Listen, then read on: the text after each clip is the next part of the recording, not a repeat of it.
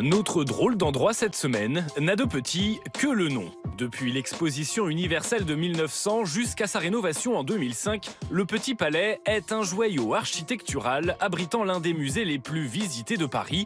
Voici la drôle d'histoire de notre drôle d'endroit, le Petit Palais. Le Petit Palais, c'est d'abord une année. Prenons un peu de plaisir, un petit coup de nostalgie. 1900. Sur ces images rares de l'époque, Paris accueille l'exposition universelle et avec elle, plus de 50 millions de visiteurs. On inaugure le pont Alexandre III et la première station de métro. Mais surtout, à 2 pas des Champs-Élysées, la ville de Paris est fière, cette année-là, de présenter 2 édifices grandioses qui se font face, le Grand et le Petit Palais. Le Grand Palais est consacré aux beaux-arts, peinture et sculpture contemporaine. Le Petit Palais renferme une exposition rétrospective de l'art français. L'architecte de notre drôle d'endroit, le voici, un dénommé Charles Giraud qui réussit avec ce bâtiment l'alliance du classique et de l'art nouveau, qui deviendra 2 ans plus tard le Palais des Beaux-Arts de la ville de Paris.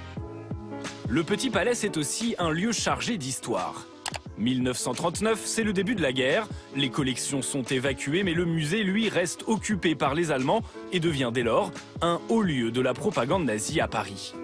On vient revêtir le tablier maçonnique, symbole de leur puissance secrète, aujourd'hui anéantie. Après les années noires, place aux années fastes. Le Petit Palais se démarque grâce à des expositions événements, comme ici en 1967 avec l'exposition Toutankhamon qui attire plus d'1 200 000 visiteurs, un record d'affluence toujours inégalé. Le général de Gaulle a contemplé longuement le masque de Toutankhamon, s'exclamant « Tout cela est incroyable, prodigieux ». 30 ans plus tard, Jacques Chirac et François Mitterrand sont côte à côte pour inaugurer l'exposition Carthage. Dans l'ombre du Grand Palais, le Petit Palais se démarque, mais doit bientôt faire peau neuve. Le Petit Palais, c'est enfin une renaissance. Le projet ambitieux est de faire du Petit Palais un des plus beaux musées de Paris. 2001, le musée s'engage pour 4 ans de travaux et une restauration du sol au plafond. On nettoie les façades, on casse des murs et des fenêtres, jusqu'ici condamnés.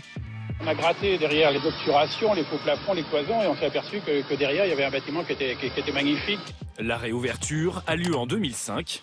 Je trouve que la luminosité permet de remarquer des choses peut-être qu'on n'avait pas remarquées avant. Aujourd'hui, le Petit Palais, c'est 1300 œuvres exposées en continu et des expositions temporaires, des vestiges de l'Antiquité jusqu'aux chefs-d'œuvre du 19e siècle, comme les 3 baigneuses de Paul Cézanne ou encore le Sommeil de Gustave Courbet. Une diversité dans les œuvres et les époques qui font la spécificité du Petit Palais, l'un des plus grands musées français.